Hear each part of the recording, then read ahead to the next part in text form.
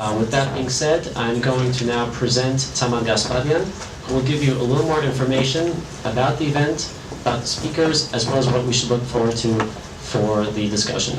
Thank you. Thank you, Daphne. Good evening. We all know there are many countries on Earth that have serious human rights violations, extreme poverty, and health issues. So Armenia is not alone. And because we're here today, and we talk about these issues, that will not change the simple fact that Armenia is our homeland. To us, the most beautiful place on earth, with great people and fascinating culture. It has been 20 years since Armenia's independence. And while we understand that development doesn't end, and it is an ongoing process, we believe that now it's time to look back and identify the mistakes, examine the progress, and organize our actions. If 20 years ago our goal was to become independent, today we need to analyze and understand what we have done with that independence and what we have not. Today our goal should be the creation of a truly free country, where every citizen's voice is heard, where freedom and dignity are not just words on paper, and it is a country that Armenians would want to live in. Right now, there is a lot of activism in Armenia. In Mashdod Park, the young environmentalists are trying to keep the public space public.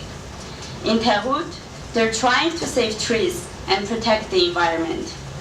In the courts and outside of the government building, they are working hard to end the human rights violations in the Armenian army.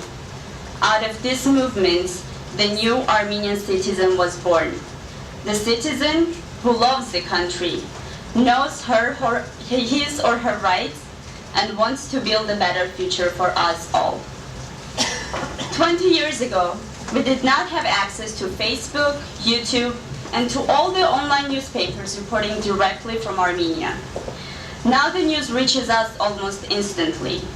Of course, there is a downside to this overwhelming flow of information, and we must be careful how we consume it. Our speakers today will provide you with their information, but we suggest you to do your own research and form your own opinion on these issues. Since the way of access to information has changed, the way we get involved and participate in social change is being modified as well. Today we can have direct virtual involvement and participation to any country's development process. But here again, we must stop and think. Are we informed and knowledgeable enough to get involved and have positive impact, and can we do so without serious side effects? For this reason, we cannot act upon emotions. We must be careful, patient, and devoted to progress. There will be no change without these things. Although financial support is important, by far it is not the only way of supporting today's Armenia and the new Armenian citizen. This generation needs your direct help by going to Armenia, loving Armenia, believing in Armenia, and not hesitating to talk when you see something wrong in Armenia. Fortunately, in the diaspora, we have the proud young Armenian generation that is equally concerned about the homeland and understands the importance of building a more democratic and prosperous Armenia as the generation before.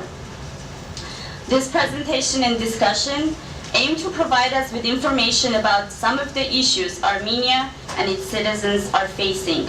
And together with you, we would like to suggest ways of participating in the ongoing process of development and democracy.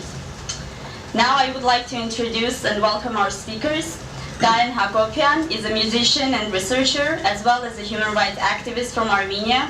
He's the president of HUIS, HOPE, a human rights non-governmental organization, NGO, and in the media release you'll find more information about Karen. Arsen, who's running a little late, was involved in civic youth activism with pro-democracy movements Kasela, It Has Started, and HIMA now, advocating human rights and freedom of speech in Armenia. He's a broadcast journalist at Voice of Armenia in Washington, D.C. And again, you can read more about Arsen in the media.